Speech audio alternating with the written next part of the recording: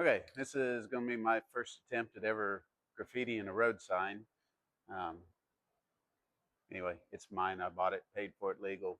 But let's see how many of you get the reference.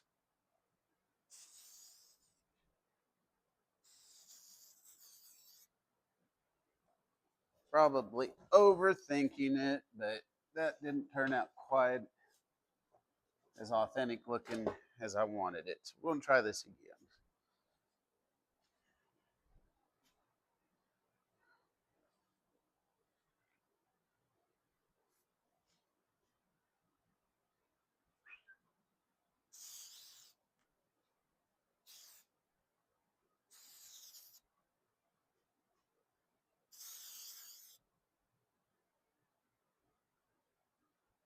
I think that looks a little better.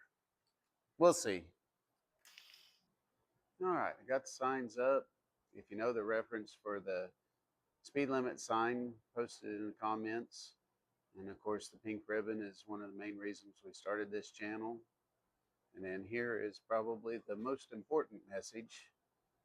So I hope that reaches some.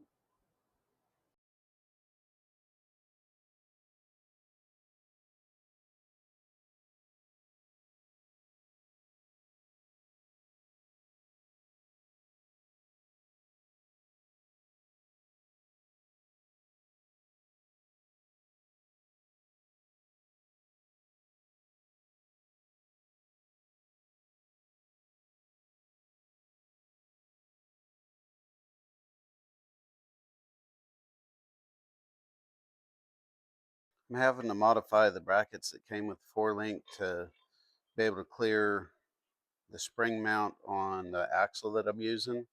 So I've trimmed this down and notched this out to where it'll clear the application that I'm using it for. And I need to make another one. So I'm going to use the bolts to line that up in the other bracket. And I'm going to take a scribe and scratch the line that I need to cut in the bandsaw. And I'm just using a scribe because it's going to be um, a little bit more accurate than trying to use a Sharpie. You know, Sharpie line is fairly wide, where this is a very fine tip.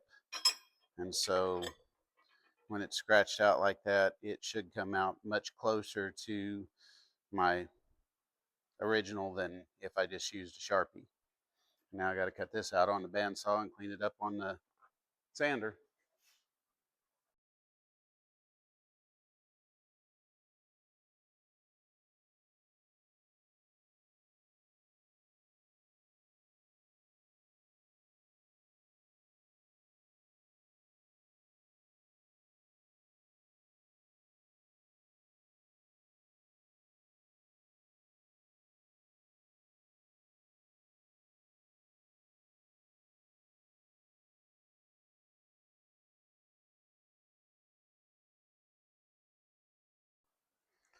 So what I've been trying to do here is modify a rear 4-link bracket system to adapt into and work on the front, um, because I didn't want a single bar. I want to be able to do some adjustment here, but that means all of this stuff's going to be tight and I'm going to have issues. I'm going to have to do something here to make sure that the tie rod end clears this. I may end up having to cut this bracket off and use the bottom hole there. That's an option.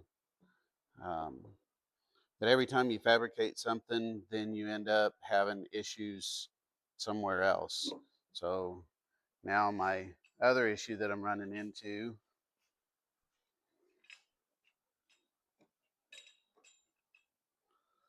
is when I get this positioned where I want, now I'm really tight with the spring shackle bolt and this bolt. Hopefully I can flip this around. The bolt head will be smaller than the nut. I can come in that way. But then that may cause issues in here with clearance with the bolt sticking out, but I can always cut that off. And then, like I said, with it being down in this second hole is probably what I'm going to end up having to do.